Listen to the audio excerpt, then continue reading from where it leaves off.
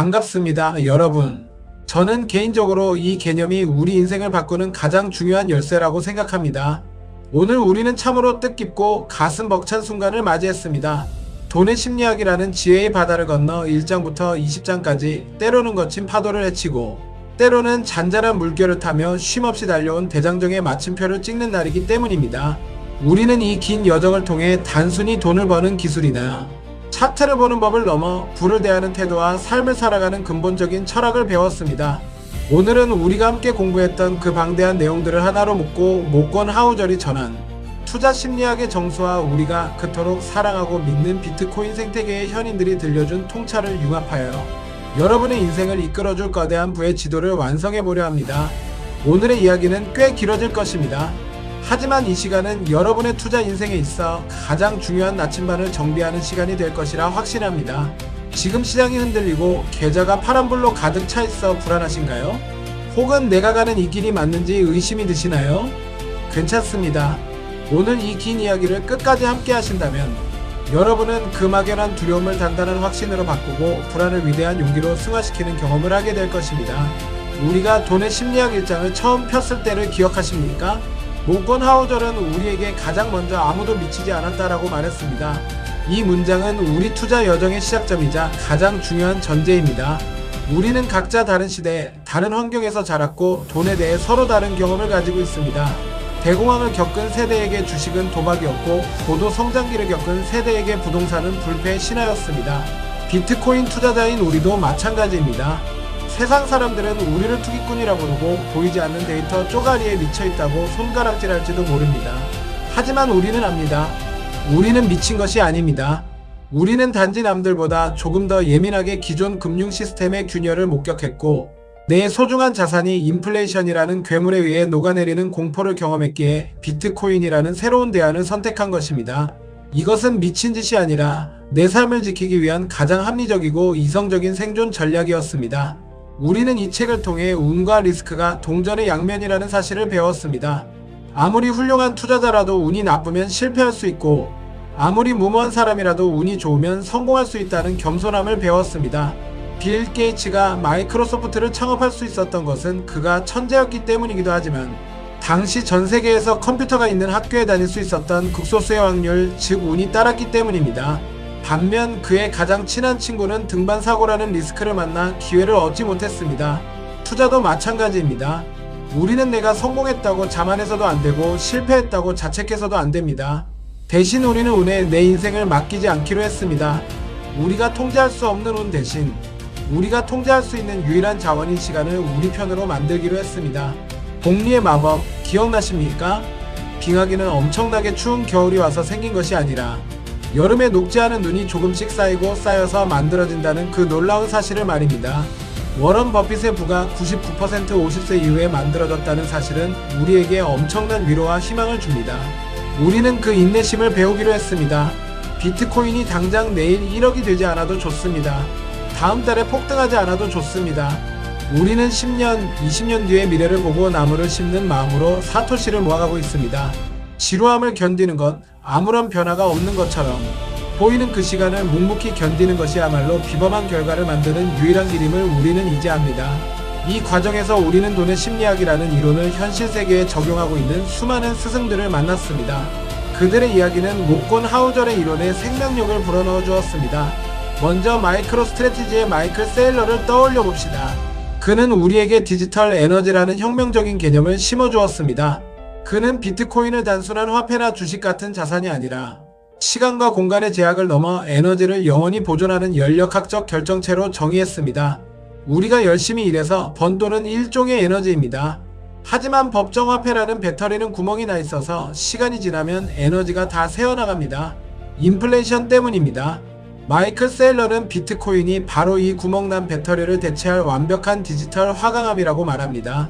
건물이 무너지고 회사가 망하고 국가가 흔들려도 비트코인 네트워크에 저장된 여러분의 구매력은 수학적인 암호화 기술에 의해 영원히 보존될 것입니다. 마이클 세일러가 보여준 그 흔들리지 않는 확신, 비트코인 가격이 반토막이 나도 눈 하나 깜짝하지 않고 오히려 싸게 살 수 있어 좋다고 말하는 그 태도는 하락장 때마다 우리를 지탱해준 가장 큰 버팀목이었습니다. 그는 우리에게 말합니다. 가격표를 보지 말고 본질을 보라. 당신이 산 것은 바람 앞에 흔들리는 촛불이 아니라 영원히 꺼지지 않는 디지털 태양이다. 라고 말입니다. 그리고 거시경제의 숲을 보는 해안을 가진 린 알든이 있었습니다. 그녀는 감정이 아닌 철저한 데이터와 논리로 무장한 공학자입니다. 그녀는 왜 지금 우리가 비트코인을 선택해야만 하는지 그 당위성을 수학적이고 역사적인 데이터로 증명해 주었습니다. 전 세계적인 부채 사이클, 그리고 걷잡을 수 없는 통화량 증가는 필연적으로 모든 법정, 화폐의 가치 하락을 불러옵니다. 이것은 누군가의 예언이 아니라 수학적으로 정해진 미래입니다.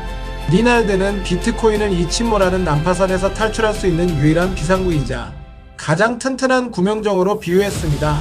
배가 가라앉고 있는데 구명정이 조금 흔들린다고 해서 다시 침몰하는 배로 뛰어드는 어리석은 사람은 없을 것입니다.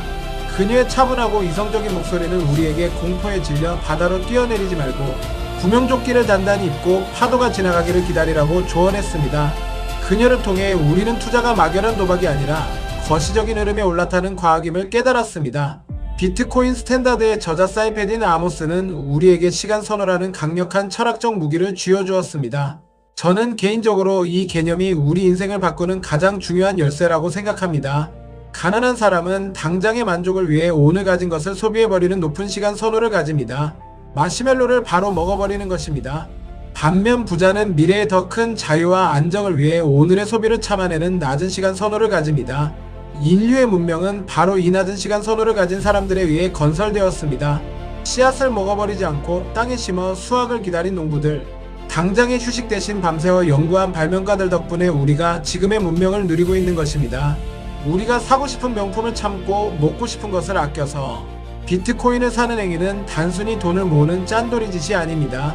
그것은 나의 미래를 위해 자본을 축적하고 문명을 건설하는 숭고한 행위입니다.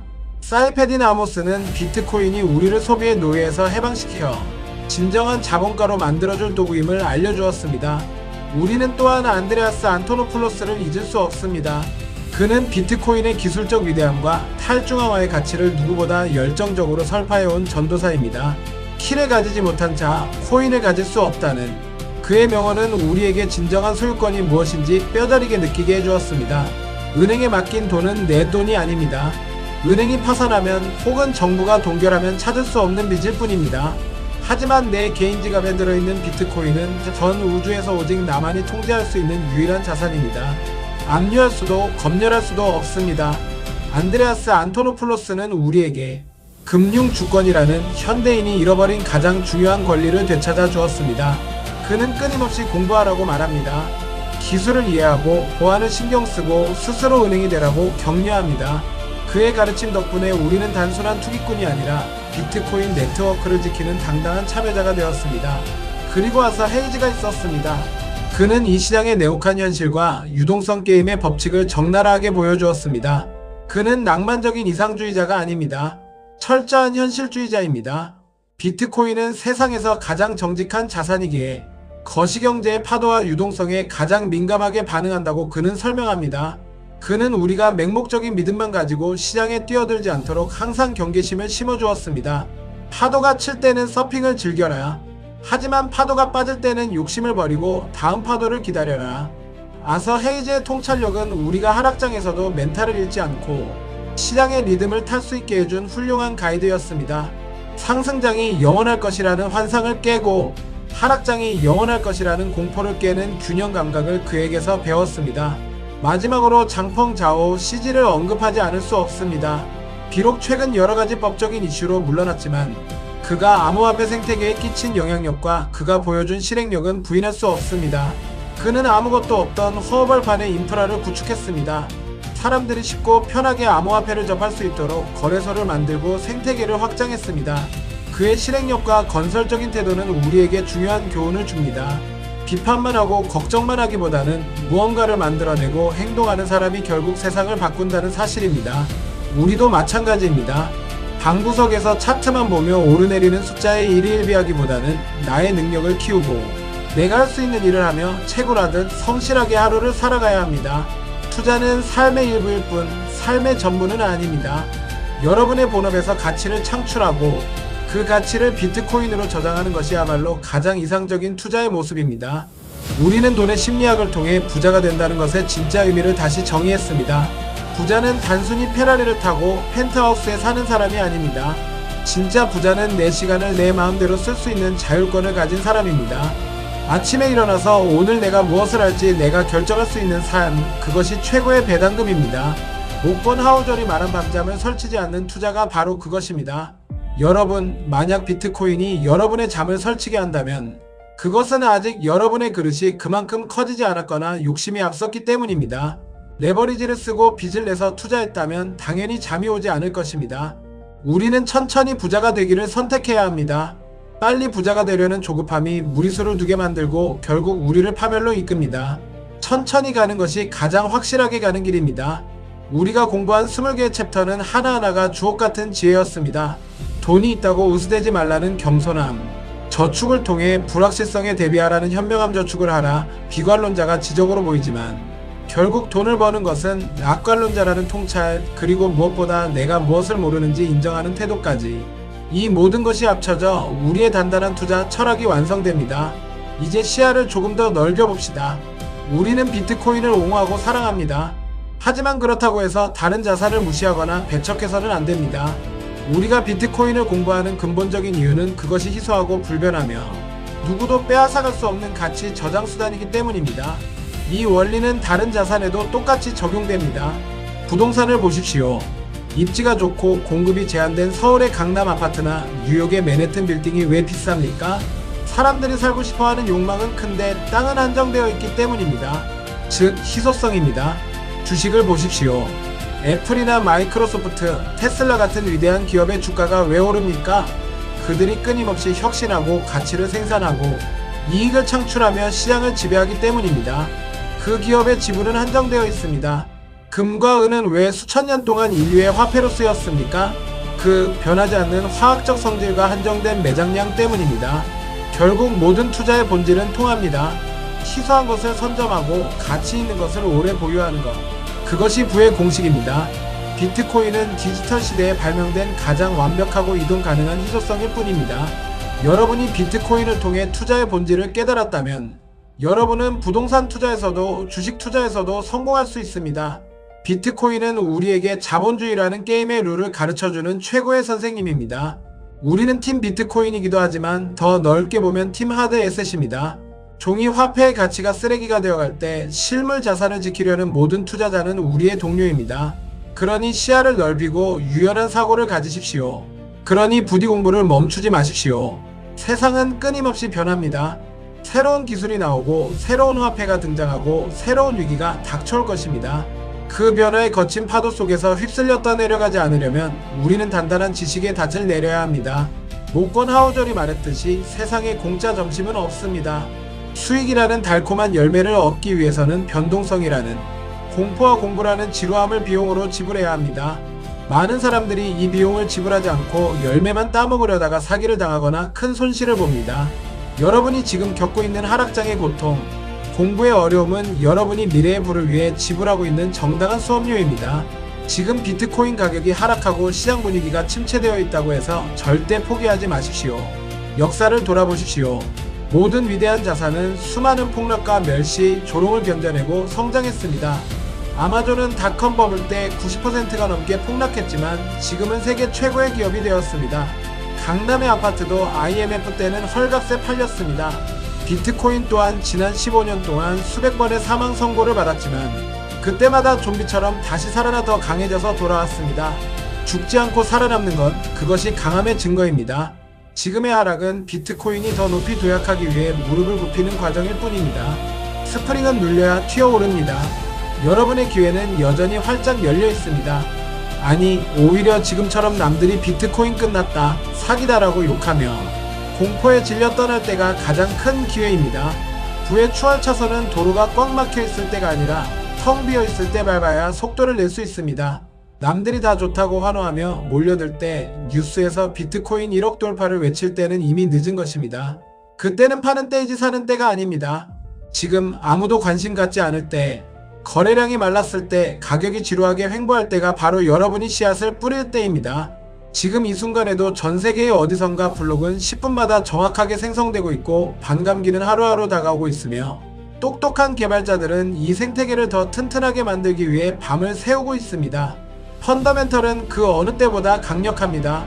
여러분은 혼자가 아닙니다. 마이클 세일러, 린 알든, 안드레아스 안토노폴로스 같은 거인들이 여러분과 같은 배를 타고 있습니다. 그리고 저 또한 여러분의 곁에서 끝까지 함께 할 것입니다. 우리는 부자가 될 자격이 있습니다. 왜냐하면 우리는 남들이 넷플릭스를 볼 때 책을 읽었고, 남들이 술을 마실 때 강의를 들었으며, 남들이 명품을 살 때 비트코인을 샀고, 남들이 두려워할 때 용기를 냈기 때문입니다. 우리는 기꺼이 대가를 치렀습니다. 세상은 공평하지 않지만 시장은 장기적으로 공정합니다. 인내한 자에게 보상을 줍니다. 그러니 스스로를 믿으십시오. 여러분의 판단을 믿고 여러분이 지난 20강 동안 치열하게 공부한 그 지식을 믿으십시오. 흔들리는 것은 세상이고 가격표일 뿐 여러분의 가치는 흔들리지 않습니다. 돈의 심리학 대장정을 마무리하며 저는 여러분께 간곡히 부탁드립니다. 투자는 평생 해야 하는 마라톤입니다. 100m 달리기처럼 전력 질주하다가 지쳐 쓰러지지 마십시오. 숨을 고르고 주변 풍경도 보면서 물도 마시면서 꾸준히 나아가십시오.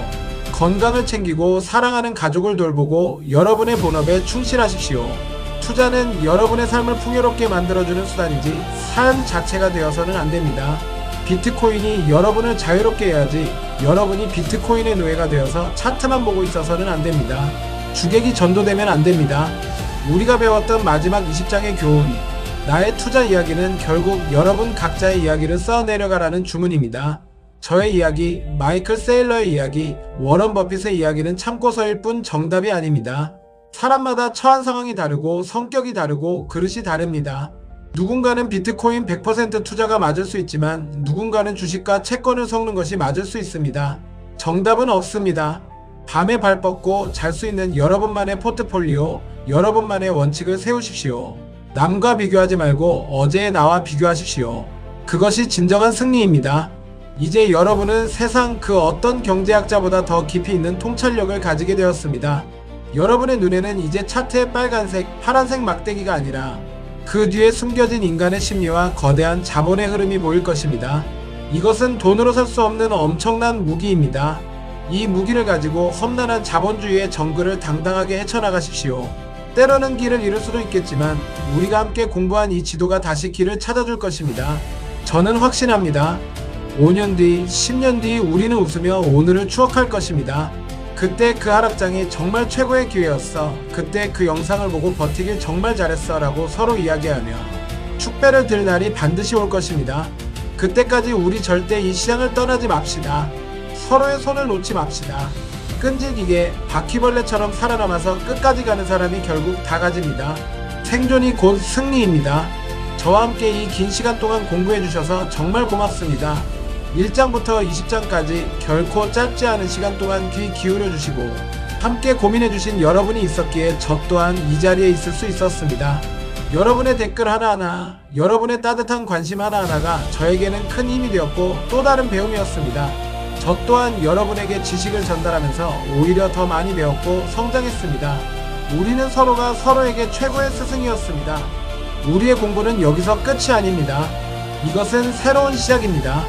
앞으로도 저는 여러분이 경제적 자유라는 목적지에 도착하는 그날까지 멈추지 않고 시장을 분석하고 좋은 정보를 공유하겠습니다. 시장이 좋을 때나 나쁠 때나 비트코인이 폭등할 때나 폭락할 때나 늘 같은 자리에서 여러분을 응원하고 돕겠습니다. 마지막으로 오늘 이 영상이 그리고 지난 20강의 여정이 여러분의 인생을 바꾸는 작은 계기가 되었기를, 여러분의 가슴 속에 작은 불씨 하나를 지폈기를 진심으로 바랍니다. 여러분의 성공적인 투자와 무엇보다 행복하고 자유로운 부자의 삶을 기원합니다. 지금까지 돈의 심리학 깊이 읽기 시리즈를 사랑해주신 모든 분들께 다시 한번 머리 숙여 감사드립니다. 여러분 덕분에 여기까지 올 수 있었습니다. 오늘 내용이 유익했고 앞으로의 여정도 저와 함께 하고 싶으시다면 구독과 좋아요 버튼을 꾹 눌러주세요. 여러분의 따뜻한 응원은 제가 더 좋은 콘텐츠를 연구하고 만드는데 가장 큰 원동력이 됩니다. 감사합니다. 그리고 우리 모두 꼭 부자 됩시다. 끝까지 함께 하겠습니다. 고맙습니다.